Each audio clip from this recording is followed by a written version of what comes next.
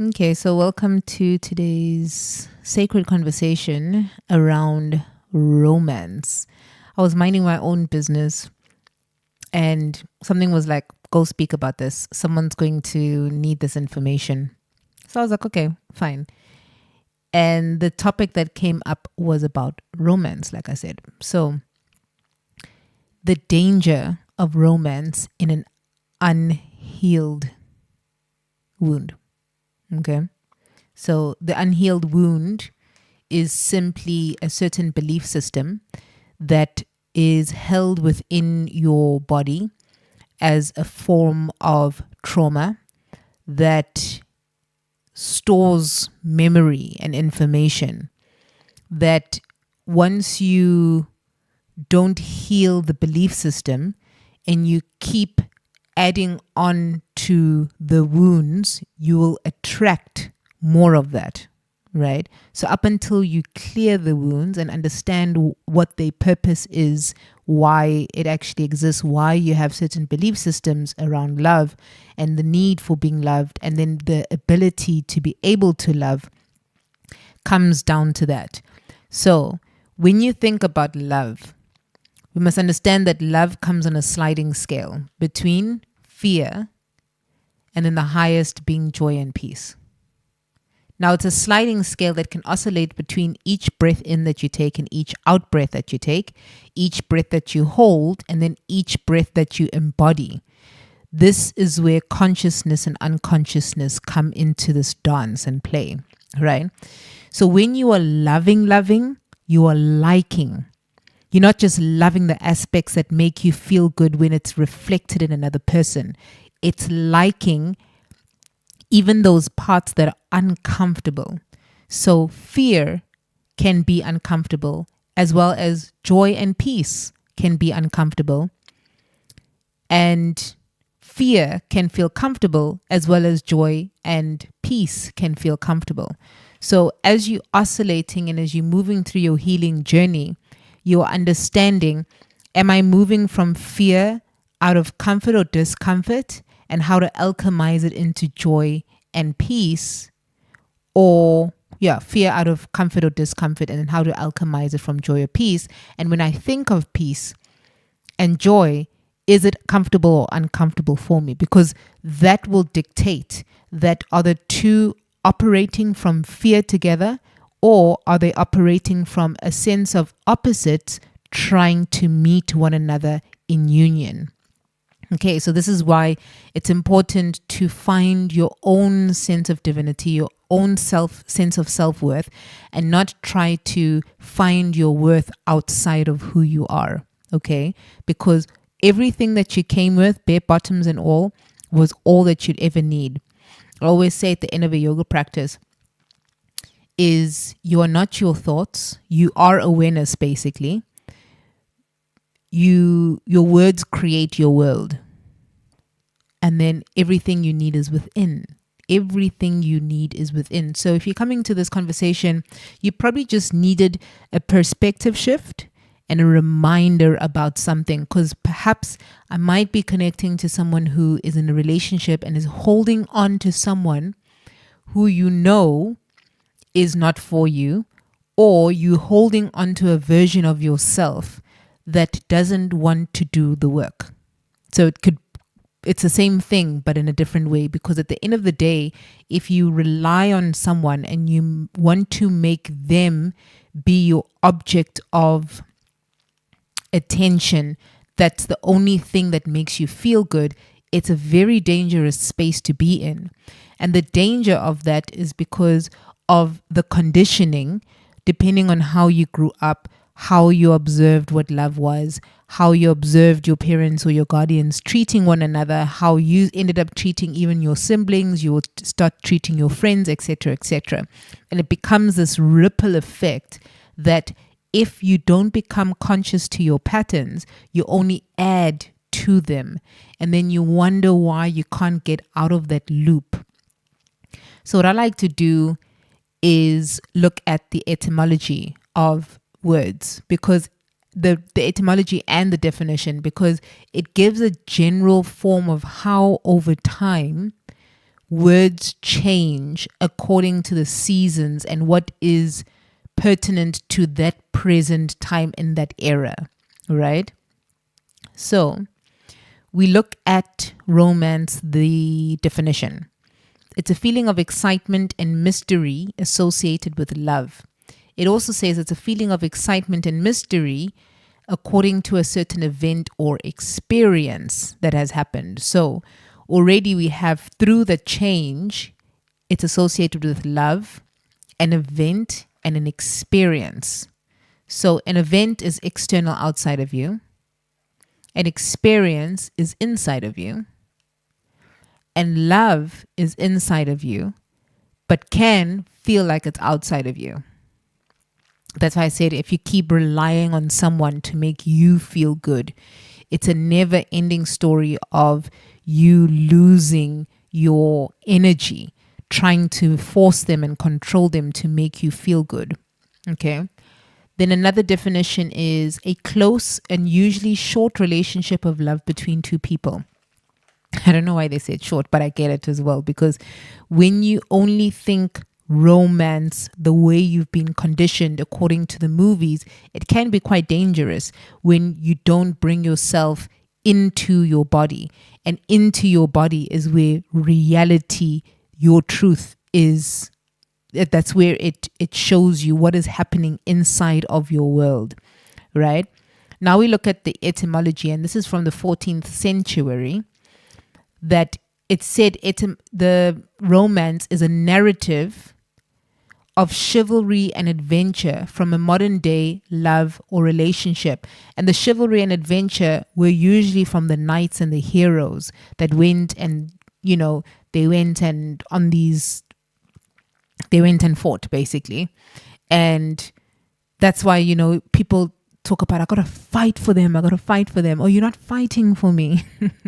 That's that love, like, narrative that we have. So it's a love story or tale of love and passion. Okay. So if, once again, we're talking about romance and love from the unhealed state and the danger of that unhealed state.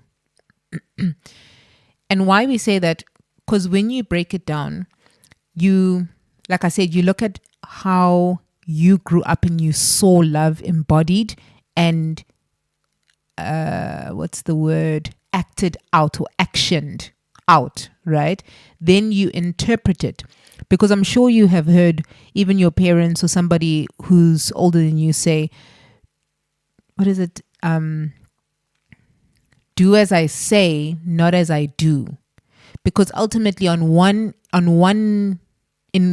part of that realm, do as I say, not as I do, they are still trying to learn how to embody the information that they know that they're giving you. But because we are trained to visualize and see things, we can hear things, but we are more of a feeling being. That's why if your feeling and your hearing is not coherent, then, chaos exists.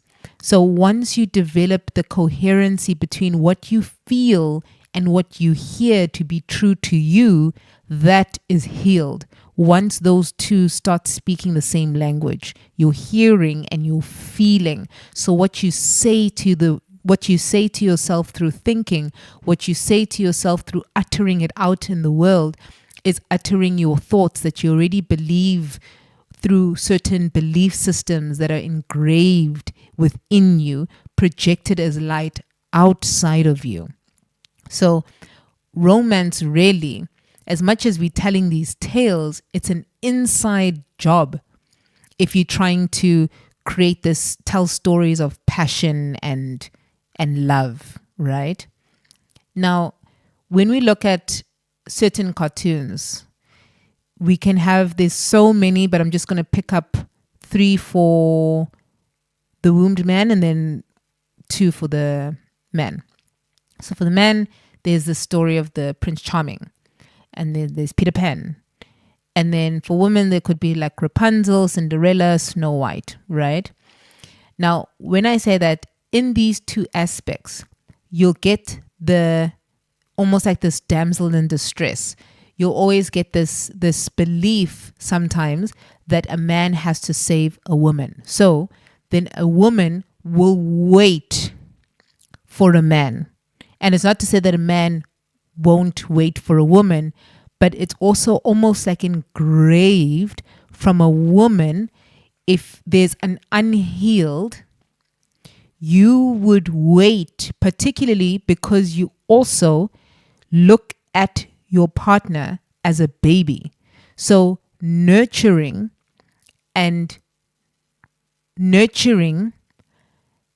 mothering can be two, but if it comes from an unhealed state, it could be smothering.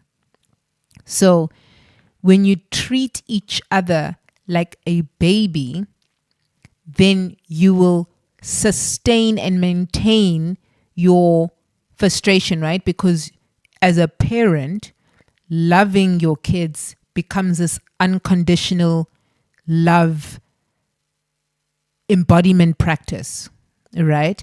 And you're learning to love yourself through these parts of you that you don't like, and learning how to see yourself as you're trying to control your children, and seeing how you can also relinquish control. So it's the exact same thing in relationships. And that's why I'm saying it's the danger of the unhealed, because the fact that you could mother your partner or father your partner, you already see them as a baby. So you don't see them as your equal, right? So the unhealed will see you treating someone the way you want to be treated. And that's why you force them. You try to control them to make you feel good, because you want that inner child to feel good. Okay. So it's the Prince Charming trying to save the damsel waiting, or it's is it Peter Pan who just wants to leave and doesn't want to be grounded and wants that sense of freedom. So in any relationship, really, you're either going to get someone who wants, who appreciates order, or prefers freedom. Yet the thing is in an unhealed person, so I just have to write down my thoughts very, very quickly here. So unhealed person, order will seem like control. And in a healed person, order will be freedom. So unhealed, order will seem like control, which can create disorder. And then healed, order creates freedom from disorder. Okay. So when you look at romance now we have so many narratives of what love is. Like I said, we're speaking specifically about the unhealed, which is involved a lot around chaos, which means there is a lot of control issues that are bound into this romance, right? So now you look at your partner, you love your partner, but mainly what you love is the aspects that make you feel good when they do it, and when you feel you can control them to do it. And I'll give this instance. It's like a mother feels very, very proud when her children, let's say they've stepped out of the way and whatever, they weren't going according to their guidance, and then eventually they came back. Then they get that when family, friends, partner starts appreciating the work that they've done to be able to correct them and put them back into order, right? So there's this proud moment that a parent has, not only a mother. And because, man or woman, you are trying to heal your wounds from your parents, you will take that as well. So you'll look at your partner, and most often An unhealed person will make your person a project. So you'll either make the person a project and make them feel like they either need to mother you or father you. Which sounds so twisted, but this is what the unhealed state of mind does when you haven't healed. That's why it's so important before you go into a relationship to feel your own sense of wholeness without trying to find your better half. Okay. The better half are the parts of you that you don't like, that you need to start loving and sitting with that discomfort, that uncomfortable feeling of certain lies that you've embodied in your body, the trauma stuck in your body. So we look at romance also with a woman or a man where, let's say, the man or the woman has like stepped out of the relationship and they just, things are just not going right. And then all of a sudden they've come into their life after long periods of time. Perhaps they've almost, in inverted commas, like course corrected them, right? Maybe someone is doing drugs and then they were like, you saved my life.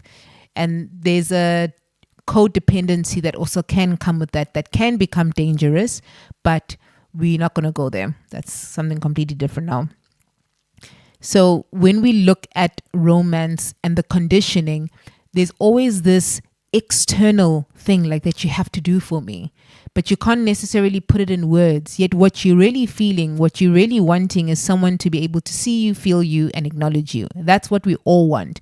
But when we don't know that that's the case, we'll use things, material goods, to supplement that feeling of when you have considered me and bought this thing or have taken me out, I feel good. Or if I'm not feeling good, this is what I want you to do in order for me to feel good. Okay. So we externalize the internal feeling that we are trying to feel within ourselves desperately, that says, how do I like this discomfort that I'm sitting with so that I can love myself unconditionally?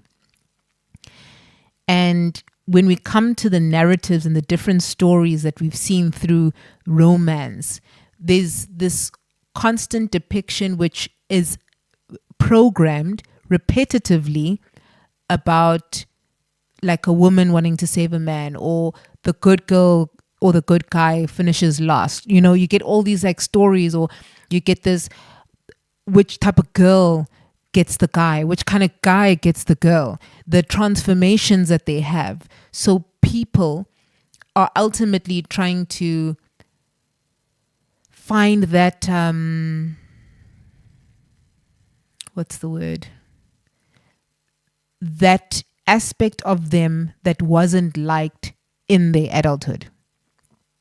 Okay. And I keep trying to say one thing, but then I keep forgetting what it is. We talk about love, relationships. Yes. This is very important. So this is what I learned after many years of just observing relationship. When the things outside of you, going for the dinner dates, going for the movies, buying the roses, buying the sneakers, whatever it is, can't be afforded as much, then you think that that person doesn't love you. Now, I need to speak to someone in particular and really, really hear me for what I'm saying here, okay? We must understand, for a relationship to be sustained, there must be maintenance. There must be a maintenance of who you are and who you are developing into being. So there's a constant flow of in and out. So the person you met when you first began is not going to be the same person that is in existence after like 5 years, 10 years, 3 months, After some time, there's going to be some change.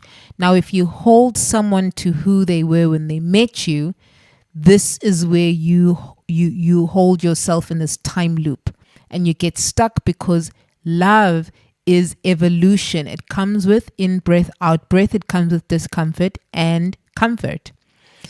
And ultimately, it's going to come with growth. Now, growth can be really fun and it could be really boring. It also happens in the mundane, and we need to bring this aspect of love into this relationship. And I'm speaking more towards people who are moving in together or have moved in together and are living together for quite some time now. What it really is, there's a difference of love, of movies and everything, and it's not exclusive, but it can be included. There's a different love when you understand that it's the mundane, it's the dishes, it's the bed making, it's the cleaning up after yourself. It's about, can you as an individual take care of yourself, or are you expecting me to take care of you? So in the beginning of a relationship, usually you don't necessarily go to each other's apartments. And if you do, you're seeing the clean parts. You don't necessarily open up the cupboards and go, ooh, wee, what is in there? Or, ooh, the smell, So there's almost like this pretense. There's this lure in that draws you in because it's this beautiful thing. Both genders. It's this beautiful thing that you mask yourself as, this is who I am. And then you go into the nitty gritty and then you find out the truth of how they really are with their habits. Because real romance comes from that, is being able to make the dishes, the boring stuff, fun, and make the inverted commas boring stuff romantic. Because, oh, you remembered, I need help. You saw that I had a lot of work. I couldn't do the dishes today. Or I cooked. Can you do the dishes instead? Or we do this together. Whatever your special thing is together. But it's that conscious effort of recognizing where your partner is not feeling too strong in this particular moment and you can, and vice versa. So just be careful coming into relationship unhealed, trying to control another person and trying to baby the person, because the babying is you trying to understand the love that you never received, and eventually turn this information to empower you so that you can heal a belief system that says I'm not good enough and therefore I need to control this love, to freedom. So bring back order into your own personal life so that you can allow for freedom of the other person. Because once you give freedom to the other person, they're just generally going to want to come back because it's so free, right?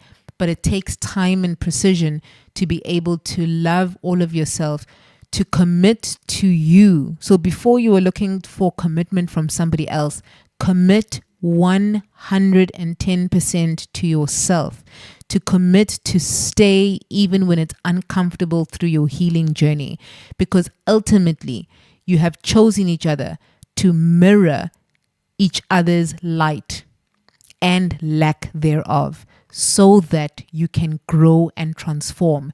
And that is the purpose of relationship, is for your growth and your transformation.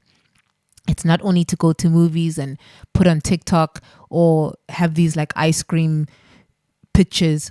That's cute and it's wonderful and it's also beautiful. I'm not discriminating that. I'm not taking it away. But it's in the daily stuff, the commitment to when it's not nice. How do you show up for yourself and for each other? So just observe and then heal. If you're in a relationship that you're struggling in with right now, use this information to drop into silence, to understand what is it within me.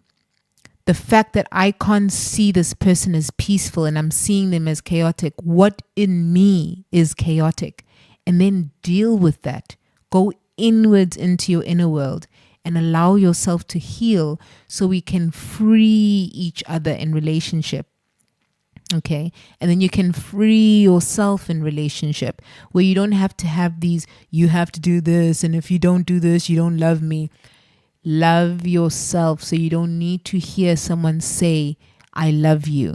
Find full internal validation. And if you can find that through your journey with someone who also meets you where you are and goes, look, we are healing, let's do this together and can, great. But generally, if you can, before you go in, feel your own self-worth, free yourself. If you're looking for a more personal reading and you're really struggling with some aspect in your relationship and this really touched your heart, please go down into the description below and we can do a one-on-one consultation. My email is down below. I'm sending you guys so much love and healing because this is it. We need the healing so that we can walk in the world fully whole, reverent, sovereign beings. Okay. Is reverent even a word? I don't know. Anyways, so just sending love.